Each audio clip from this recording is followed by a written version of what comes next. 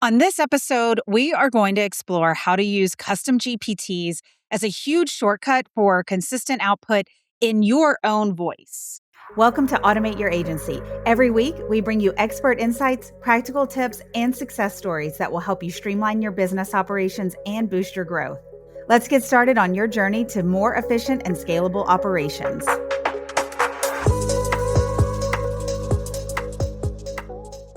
So we see this all the time. And I think we were probably guilty of this for a while too, especially when AI really started becoming mainstream. And that is, you go and chat with it, and then you feed it a bunch of files, you give it a bunch of context, you write this whole long prompt out, and then you get the output. But you keep doing that. Like every single time you need it, you give it those files, you give it that context, you rewrite your prompt.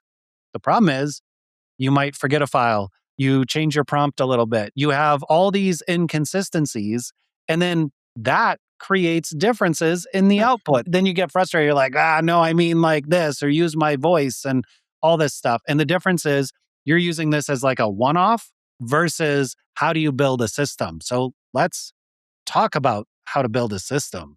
Yeah, and there's a misconception here too on how AI is remembering everything. Like we think it has this huge memory that we've told it everything, that it knows who we are, and it really is not like that.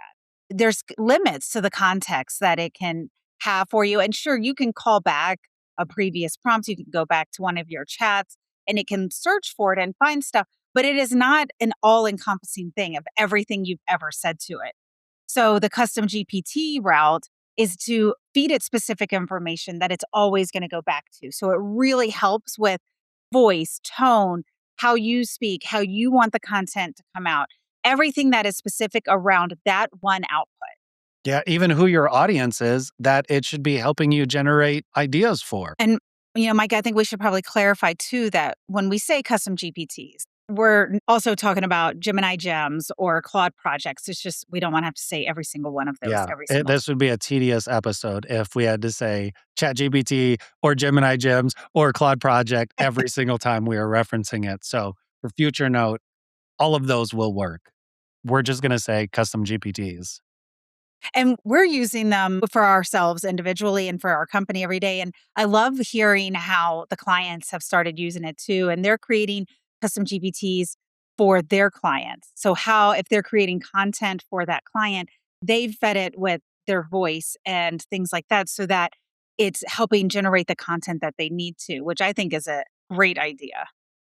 Yeah. And if you think about, the different aspects of business, so ultimately we've got a few custom GPTs where we feed it a topic and it already has all the context and how it should output stuff for us. And we use that as a brainstorming feature. So, how would we take this topic like we've done it before? Even for these podcasts, we're now feeding topic ideas. And then you and I work together manually from some of those results. But we've designed it so that those results are in the exact format, in the exact voice to our audience, y'all that are listening. And be able to shape all this so that we have more productive episodes. The process is so much faster for us now. Like, sure, you can go and use ChatGPT, just chat prompting without the custom one, but you are doing a lot more work to get to the output that you're looking for. Our process got so much faster when we fed it what we were looking for, the output that we were looking for, even the structure, Micah, of how Yes. we want the flow to go. And I think that's also when you're having a custom GPT that you can get that custom output. How do you want the structure to be? Do you want bullets? Do you want headings? Like, those kind of things can be built into the output.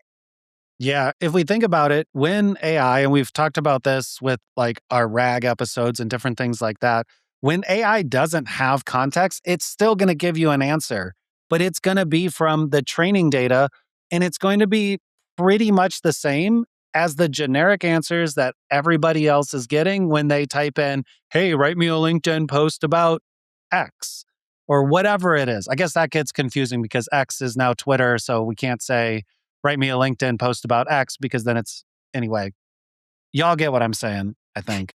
That could get confusing, and I'm glad that you clarified that. Yes, we have a lot of clarifications in this episode, so keep Yeah. listening. So we have kind of a basic framework that we think of when we're building a custom GPT. One of them is, who is speaking? What's the brand voice, personality principles?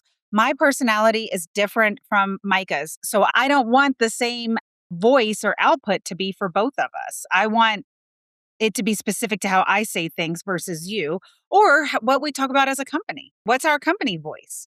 Yeah, and for some more clarification, we are not reading from a script when we if anybody can actually tell, there is no scripts involved. What we do is bullet point all of this. As we're going through this and as we talk about ideas and what we want to cover in an episode, we're leveraging bullet points and concepts and just the general flow. So that's why some episodes make no sense and some episodes flow really well. We define that step, like Alane says, that's step one. We're going to define our voices. We're going to define what we're looking for. So we only have to define that once. We don't Mhm. have to, every time we sit down for brainstorming episodes, think of, all right, how are we going to tell ChatGPT how we want this again? Yeah, yeah. And the other part of this is, who is it speaking to? Who's Hmm. the audience that's going to be reading it? If it was a content post on LinkedIn, it's not enough to say, I want a content post on LinkedIn. Who do you want to read it? Is your audience entrepreneurs? Is your audience healthcare facilities? It needs to know, just like in regular ChatGPT, that it needs to know the audience of what is this output? Who is it going to be for? Where is it going? Yeah. And a quick pro tip here is if you give it resources, a good example would be examples of LinkedIn posts that were your best LinkedIn posts. Give it that and ask it to replicate that style. That can be your style that worked really well. And that way it's not off on these tangents. It's all focused on specifically what is working. It's almost like it's learning as it goes. Hmm. And one of the things that I like too about this is like, I can feed it with some of my content that I've written because I absolutely want it to sound like me, be like me for the output. But I also might want, there might be a couple posts that I like that I've seen before from other people that I can use pieces of to say, hey, this is my style. And I'd like to incorporate a little bit of this. I want to be a little more edgy or a little more funny. And here's an example of that. Yeah. And what you're talking about specifically is tone and approach and Mhm. maybe even narrative flow, not use these exact words and plagiarize somebody else's crap. It is, the concepts around it. Absolutely, because I still wanna sound like me, I don't wanna sound like somebody else, but maybe I wanna just adjust my tone a little bit. I like being edgy. I'm not, so I gotta practice. Okay. I need All help. I right. need some That's coaching. fair. The thought of being edgy. All right. So that's step one. Fill it full of that. Step two is what, Elaine?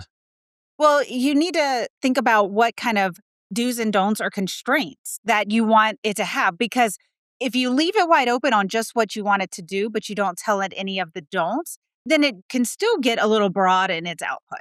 Yeah. So an example would be if you're creating SOPs, tell it you want it to make an SOP, right? Or even a framework, like, for us, sometimes it's a structure where we want, okay, what's an idea of a hook? What's an idea for the story that we wanna tell? Like, we've got a Yep. flow to how we want things to happen. So if we tell it that framework, then it knows, hey, every time it has an output, then we want it in this Yeah. framework. Yeah. And again, we're only defining all of this once, and then we're going to chat with this whole definition to get the outputs and to get what we're looking for. And that kind of leads us to step three, which is actually defining the output. Like, I want this topic in this way. And I can just go back to that custom GPT and I don't even have to think about my prompt. My prompt can literally be topic. Like, You that's don't have it. to write anything else. You just feed it the topic, and it's gonna spit out everything else. Yep. Yep. And, there's some cool tools in like Gemini and ChatGPT as well, where you can say, hey, put this in a canvas. And now when you're brainstorming, like, heck, you and I did this recently, Elaine. We're brainstorming on something. We've got ideas that were generated in our voice using the custom GPT. We put it in a canvas. And when we get fresh ideas from just you and I dialoguing, Mhm. then we go back and say, hey, let's add a section about this. Let's add a section about this. And instead of us having to manually type it all out and take the time, you and I flow about the ideas. And then we're very rapid, like while the AI is editing the output, we're already on the next idea. And when it's done, we are like, okay, well, let's add this topic or let's change the hook to this. We're not manually in there typing all of this. We're coaching it. And then at the Mhm. output, our final process always is take the output. It is not verbatim from the AI. We're then refining and shaping it like humans to say, what do we want to do? Where do we want to cut? How do we condense this down and just get down to the bullet points and the topics that we want to cover? Building these first two are the perfect foundational step to teaching an AI agent what you want it to do. Yes. So it's great, if you're thinking or if you haven't really been dabbling in agents, or even if you have, starting off with a custom GPT and getting this worked out is going to make the agent part, not the actual connections of everything, but the instructions for the agent flow faster because you've been working this out with the AI already. Yeah. So what you're talking about is if we can perfect it in, say, a custom GPT, how do we operationalize that in a automated workflow? Hmm. And we're already going to know the context, the prompt, everything else to give it so that we can literally take that, put it in an automated workflow, have a trigger, and have the output consistent every single time because we worked on it from the custom GPT side. That's exactly what I'm saying. And you said it so well. But it really is, if you're trying to take some baby steps, when you go to build the agent, if you're going straight to build part and you haven't kind of worked some of this out, it can be challenging because you're trying to build the agent, the whole workflow automation, along with what do I actually want the agent to do and the output that I want it to do and have the right instructions. So this can save you some of that heartburn by doing this first and really getting to an output that you're like, man, I nailed it, or the AI nailed it, I guess. And I mean, the heartburn does kind of come in that testing phase. Hmm. So by testing it in a custom GPT with the prompts and the context that you want to feed it to, and in different scenarios, different topics, you can iterate so much faster. Absolutely. If you're constantly redoing everything with your chats with AI, the whole point of this episode is try a Gemini Gem, Claude project, or custom GPT to load that stuff in once and reuse that over and over again to save yourself hours.